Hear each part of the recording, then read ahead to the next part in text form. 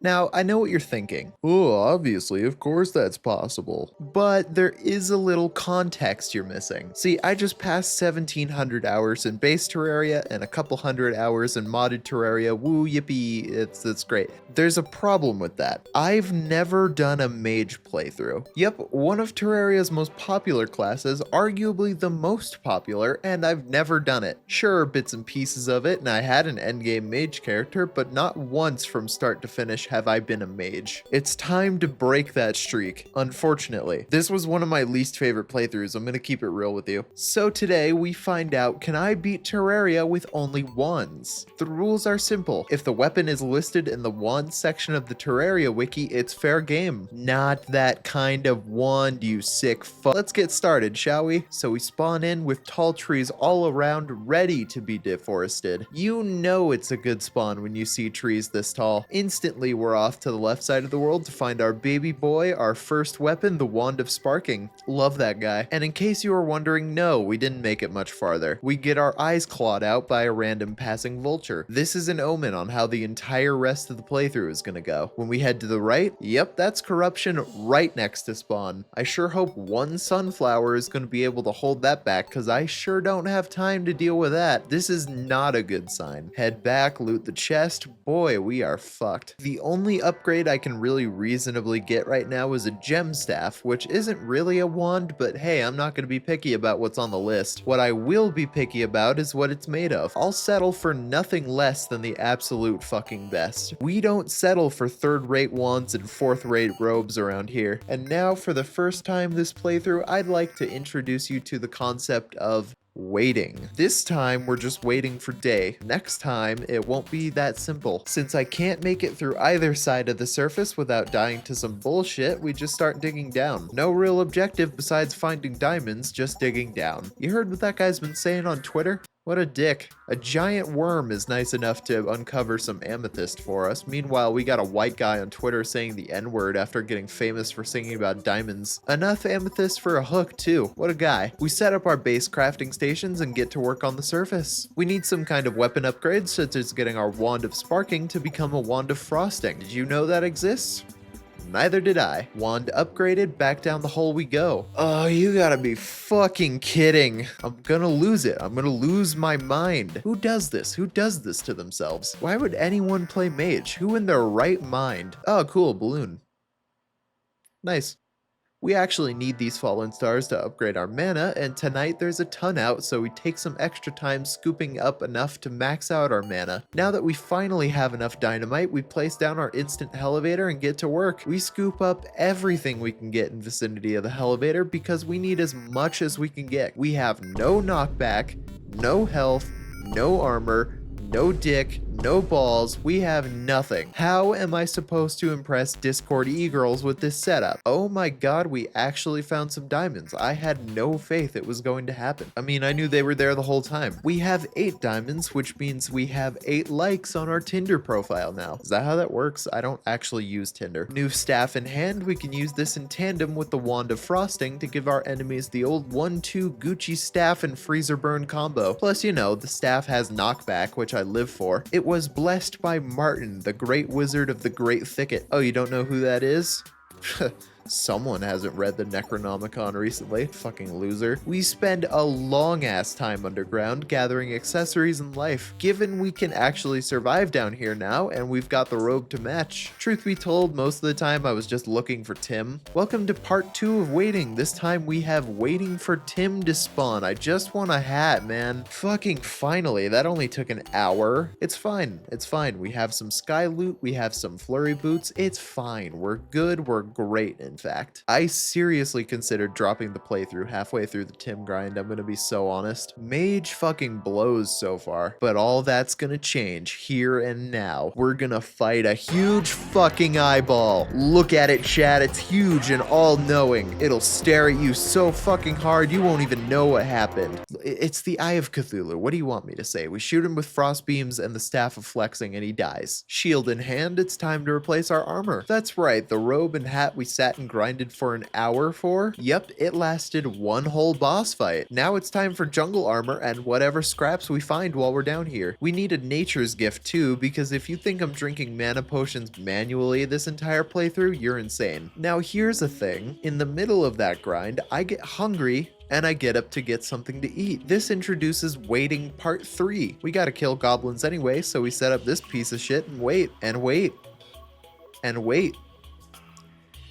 6 hours we wait. I got food. I took a nap. I woke up. No goblins. Remember the corruption? Remember that? Yep, gotta deal with that now. Is this the fault of being a mage? No. Am I blaming it on that? Absolutely. When they finally come, I'm not even home. So we die 113 times. Even V1 would be satisfied by the amount of blood spilled on the ground here. I must have died 1 time for every goblin invasion I've ever defeated. The worst part, it wasn't even over when I got back. We're just getting shot to death by goblins. And also no blood moons either, which is just its own form of agony. After all of that, we also forgot about the jungle armor. I honestly completely forgot I was farming it. So we just head off to the dungeon. We pop an arena down and see what happens. And honestly, if I had the damage output, I would have won. We simply weren't dealing enough damage. I wonder why. Down to the jungle it is then for that jungle armor drip. Hopefully, if we're lucky, the Tinkerer is down here too. He isn't, but one can still hope. He's actually in this glowing mushroom biome near spawn, so we scoop him up and make a mana flower magnet thing from the sky loot and the mana flower. I've got no clue what this is, but it seems good. We end up getting the components pretty quickly, except we end up having to go back for more jungle spores because,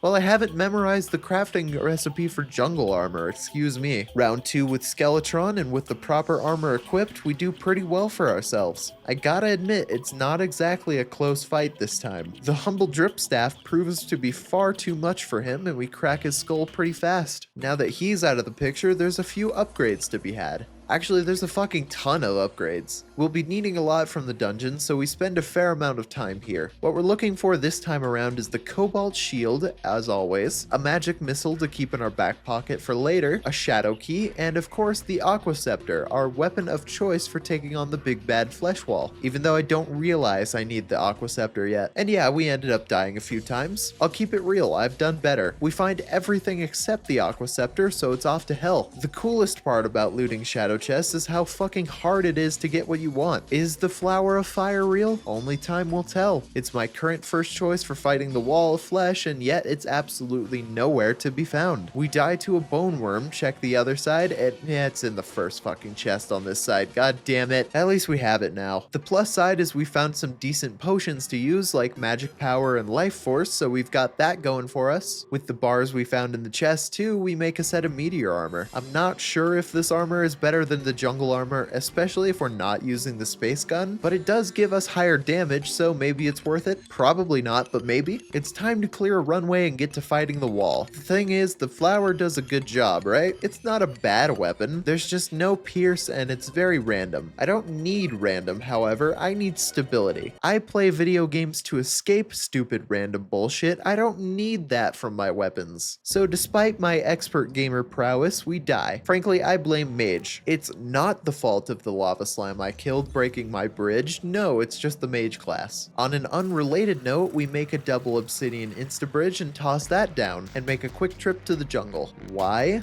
Well, the clother was actually selling the Pharaoh's outfit. Seemingly useless, but this can actually be transmuted into the more useful magic carpet and sandstorm bottle simply by tossing them in the shimmer. Didn't know that? Good thing I'm here to tell you then. This is a huge find because this world didn't even come with a pyramid. We bomb our way down, toss in a heart and a mana crystal as well for some extra buffs, and ship off to the dungeon. On the way, we pass through the ever-expanding corruption and decide what the hell, let's grab a worm scarf too. Post-dungeon weapons make this a real easy task even without an arena. I also realized that with the shadow scales, I may as well make the pickaxe and collect some hellstone for the molten pickaxe. Do a little thinking beforehand to make the ore grind easier. Good work, James, thinking ahead. Everyone congratulate him in the comments for using his brain. Back on track, we need the piss wand. It takes It takes a while, I'll be honest. I mean, do you ever think I've sat here and looked for the Aqua Scepter before? I don't know which chest it spawns in. I've only memorized the shield and the Muramasa. I have no idea where the hell the Aqua Scepter is. When we do find it though, it's so worth it. Not only is it higher damage than I thought, it's pretty fucking handy too. This will be the weapon I take the world on with. We gather up some potions, our new piss wand, and descend the elevator. Round 2 with the wall was so fucking easy, I cannot believe how simple this fight was. Frankly, for me, the playthrough peaked right here, which isn't a good sign. A clean wall fight, an incredible display with a weapon right after I couldn't use if I wanted to. Thank you for that. Welcome to hard mode, and this is where I really am lost. Besides the concept of ore armor, I have no idea what weapon choices look like for us at this point. So from this point on, man, is that wiki open. First up, you know the drill, alter exterminator. I could do this manually, yes, but I installed Fargos for a reason. This time though, I can make use of the fact that it spawns a bunch of wraiths too. Since the piss wand pierces infinitely, why not just kill them? Is there really a point to it? No, definitely not. Does it feel good to do? Oh, absolutely, no question. I even got a free mech summon out of it. That's one less I gotta craft. Since I don't have any idea what the weapon choice looks like, let's work on armor and accessories first. The ore grind ends up being fairly painless, although we did get adamantite again, which I'm just so thrilled about. I'll bet you $100 the set bonus for adamantite is that the mana cost for weapons is 20% cheaper. You know I'm dead if adamantite has no haters. I'll spend every breath I have being an adamantite hater. The silver lining though is that we'll have a replacement in the form of hollowed armor the second I kill that metal worm. Did you know he's supposed to be a replacement spine for the Moonlord? I honestly didn't know that. I thought they built a different body part. Adamantite armor crafted, and oh, would you look at that? I was wrong. It's 19%. Silly me. God, I hate adamantite so fucking much. Now we need to do some fishing, as our first weapon is going to be the crystal serpent, and I can also use some souls from divine and defiled crates. Once that's done, we spend a bit building our mech arena. It looks great. I don't even want to hear how lazy it looks. It's probably the best arena I've ever built, honestly. Alright, fine. If you don't like it, we'll just go underground instead. I can farm mimics. I'm not upset about it at all. While we're down here, we actually find the wizard. I forgot about this fucker, but we do need him. For about 3 seconds anyway, and then we'll never see him again. Now, ideally, since we have Fargos installed, we need to kill some of each type of mimic. For regular mimics, we have to kill both normal, average mimics for the accessories and ice mimics for a weapon. We gotta get the Flower of Frost. I don't think it'll be useful, but I kinda just want it. Funny enough, that's actually not where the use of the snow biome ends. We can also kill icy mermen and frost elementals to get the Frost Staff, which will be our weapon of choice against the twins and Prime. As for biome mimics, we need to kill all 3 types. From the corrupt mimics, I thought I'd just be able to use the Clinger Staff, but that's not actually on the list, so we just need the Putrid Scent. Crimson mimics drop us the Flesh Knuckles as usual, as well as a life drain, I guess. I mean, this thing fucking sucks, but it is technically another weapon we can use. The Hollowed Mimic will drop us the weapon of choice for the Destroyer, and our ticket away from adamantite armor, the Crystal Vile Shard. A direct upgrade from the Vile Thorn, this fucker will shred the worm for us, as long as we can get him all bunched up in one spot. This fucking laundry list of tasks takes a little while, but it is eventually finished. Except for the Frost Staff, that's just gonna have to wait. Final prep being made before the battle, it's time to kick the Destroyer's ass. Easy fucking clap. Get crunched, idiot. Once again, we're blessed with a dev set, so all those souls of flight I farmed were absolutely useless. Thank God for that. What would I have done otherwise? To the underground snow biome, which I haven't touched since my journey to collect every toilet. We end up getting the staff pretty quickly, which was a shock to me. Nothing has come this easy this entire playthrough so far. There's gonna be a kickback of some kind for this. I can smell it. There's gonna be divine punishment later. Well, until then, we bring on part 4 of waiting. This time for viable knights to summon mech bosses. 2 nights later, we got Prime. The Frost Staff tears so much ass, we're actually able to disassemble all 4 of his arms unintentionally with enough time to take his head out. I mean, we really just tear this fucker apart. There hasn't been a Prime fight this satisfying in a long time. And on the next night, we hit up the twins too. And in a stunning upset, we managed to kill all 3 mechs in a row without dying. Spaz first, Retinazer second. We're kicking some real ass here. Something horrible is gonna happen. And with them dead, it's time for part 5 of waiting, everyone's favorite episode, the one where we wait for life fruits and Plantera bulbs to spread in the jungle. Before that, we toss down a Plantera / Golem arena real fast, as well as upgrade a couple of our weapons. We grab an unholy trident, as well as upgrade our magic missile to a rainbow rod. I did it as a bit because, you know, Pride Month, but unironically, the rainbow rod kinda kicks ass for Plantera. We wait about an hour, head back, and it's time to kill a plant. Between the rainbow rod and the trident, we're kicking her ass. Can we do it? Can we go 4 for 4 on deathless hard mode bosses? First phase, we circle around her as usual. Second phase, we circle around her in bigger circles. And let's fucking go. We killed a MILF with the power of gay. Also, we got the Nettle Burst, but god, this thing fucking sucks. With that done, we've got the end game unlocked. As with every playthrough, we start mining chlorophyte and loot the Golem Temple. With enough chlorophyte, we can start work on our final armor set, Spectre Armor. We do need ectoplasm from the dungeon for that, but I've actually got a plan on how to get it. We need a lot from the dungeon, not the least of which is new weapons. We get an Inferno Fork pretty quickly and use it to farm ectoplasm. Now watch this. By spawning the Eater of Worlds in the dungeon, we can summon so many lost souls for ectoplasm, turning a grind into something that just exists. With that and some chlorophyte, we get some Spectre bars. Now, something I didn't know about the Spectre armor is that there's technically 2 different sets. One of them gives less attack and defense, but really good self-healing, and the other has huge attack and defense with more max mana as well. We hold on to both sets since we can use them in tandem to fuck up most bosses. Back to the dungeon, we still need ninja armor and the Spectre staff to go with our armor set. The nice thing is that the same rules that apply to the skeleton gunners apply to the skeleton mages as well. So once we kill one of each, we can just summon a bunch to get what we need. We also managed to kill a paladin and grab the shield to upgrade to a hero shield. See, I told you the flesh knuckles would come in handy. We also swap our accessories around. We switch to a mana cloak and celestial emblem to give us a way bigger damage output. Final loadout finished, it's time to take out Golem. And man, did we kick his ass. We do it every time, but Jesus, we just take him apart. The Spectre staff has homing capability, while the Inferno Forks leaves fiery explosions all over the place, which make for a super easy Golem kill.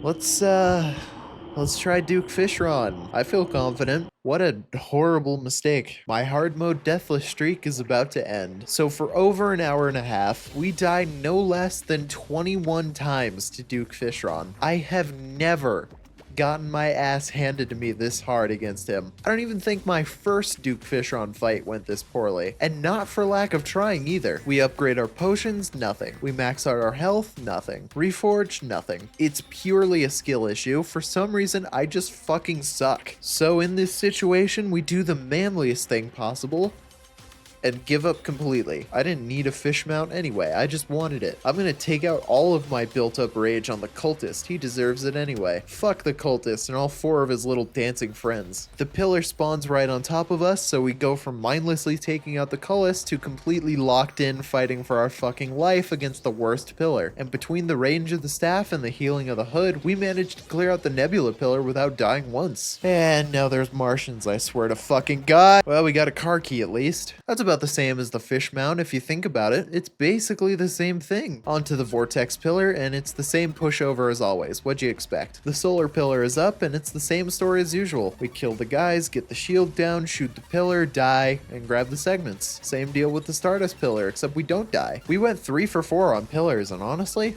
I'll take it. All that done, it's time to get wiped out by the Moon Lord. I forgot to set up a nurse box, so you know damn well the first try isn't going well. Well, actually, even without the nurse box, it could have been worse. Once we get the nurse box set up, the fight goes a lot better. The nice thing about the car key is that it gives us a lot of the same benefits of the fish mount, even if it is a little bit slower. The Spectre staff does way more than enough damage to really take him out fast, and after 2 straight days of agony, we finally take out the Moon Lord and let this playthrough end. Thank God it's over.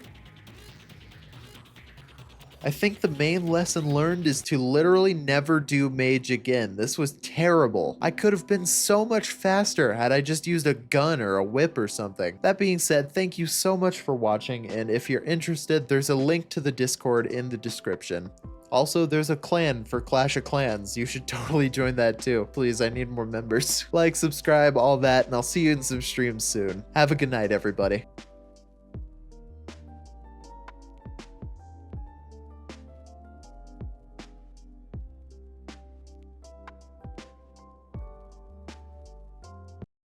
I am never playing mage again.